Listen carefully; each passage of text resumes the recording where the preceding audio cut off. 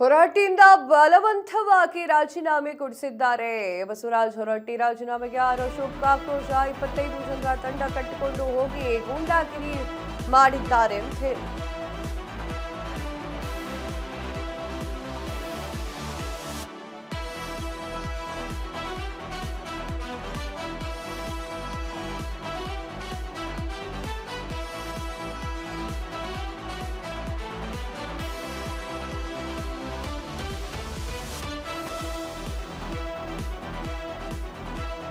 ಹೊರಟ್ಟಿಯಿಂದ ಬಲವಂತವಾಗಿ ರಾಜೀನಾಮೆಯನ್ನ ಕೊಡಿಸಿದ್ದಾರೆ. ಬಸವರಾಜ ಹೊರಟ್ಟಿ ರಾಜೀನಾಮೆಗೆ ಅಶೋಕ್ ಆಕ್ರೋಶ. 25 ಜನರ ತಂಡ ಕಟ್ಟಿಕೊಂಡು ಹೋಗಿ ಗೂಂಡಾಗಿರಿ ಮಾಡಿದ್ದಾರೆ. ಗೂಂಡಾಗಿರಿ ಮಾಡಿ ಹೊರಟ್ಟಿ ರಾಜೀನಾಮೆಯನ್ನ ಪಡೆದಿದ್ದಾರೆ. ಕರ್ನಾಟಕಕ್ಕೆ ಇಂದು ದೊಡ್ಡ ಕಳಂಕ ಅಂತ ಹೇಳಿ ಅಶೋಕ್ ಟ್ವೀಟ್ ಮಾಡಿದ್ದಾರೆ. ಇದರ ವಿರುದ್ಧ ಹೋರಾಟ ನಡೆಸುವ ಬಗ್ಗೆ ಚರ್ಚೆ ಮಾಡಿದ್ದೇವೆ. ಟ್ವೀಟ್ ಮೂಲಕ ವಿಪಕ್ಷ ನಾಯಕ ಅಶೋಕ್ ಮಾಹಿತಿಯನ್ನು ಕೊಟ್ಟಿದ್ದಾರೆ. ಹೊರಟ್ಟಿ ಅವರನ್ನ ಬಲವಂತವಾಗಿ ರಾಜೀನಾಮೆ ಕೊಡೋ ರೀತಿಯಲ್ಲಿ ಮಾಡಿದ್ದಾರೆ ಅಂತ ಹೇಳಿ ಟ್ವೀಟ್ ಮಾಡಿದ್ದಾರೆ. ಎಸ್, ಆ ಟ್ವೀಟ್ ಅನ್ನ ಓದಿ ಹೇಳ್ತೀನಿ.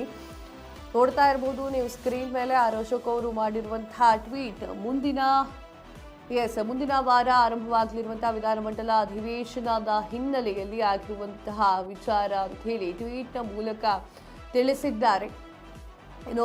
ಪೂರ್ವಭಾವಿ ಸಭೆ ನಡೆಸಲಾಯಿತು.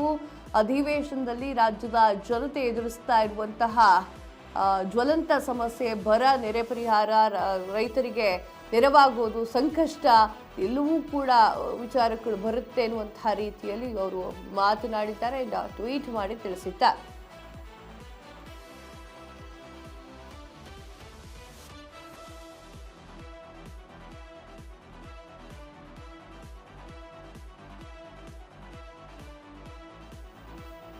ಎಸ್, ಅಶೋಕ್ ಅವರು ಟ್ವೀಟ್ ಮೂಲಕ ಕರ್ನಾಟಕ ಇದು ದೊಡ್ಡ ಕಳಂಕ ಅಂತ ಹೇಳಿ ಟ್ವೀಟ್ ಅನ್ನ ಮಾಡಿದ್ದಾರೆ.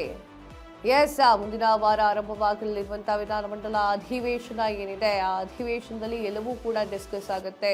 ವಿಧಾನ ಪರಿಷತ್ ಸಭಾಪತಿಯವರ ಮೇಲೆ ಒತ್ತಡವನ್ನು ಹೇರಿ ಅದನ್ನ ಸ್ಥಾನದಿಂದ ಕೆಳಗಿಳಿಸಲಿಕ್ಕೆ ಕಾಂಗ್ರೆಸ್ ಸರ್ಕಾರ ನಡೆಸ್ತಾ ಇರುವಂತಹ ಪ್ರಜ್ಞಾಸ್ಪದವಾಗಿರುವಂತಹ ಹಾಗೂ ಸಂವಿಧಾನ ವಿರೋಧಿ ನಡೆಯನ್ನ ತೀವ್ರವಾಗಿ ಖಂಡಿಸಿ ಪ್ರಜಾಪ್ರಭುತ್ವದಲ್ಲಿ ನಾವು ಪ್ರಶ್ನೆ ಮಾಡುವಂತಹ ಅಧಿಕಾರವನ್ನು ಹೊಂದಿರ್ತೀವಿ ಅಂತ ಹೇಳಿದ್ರು.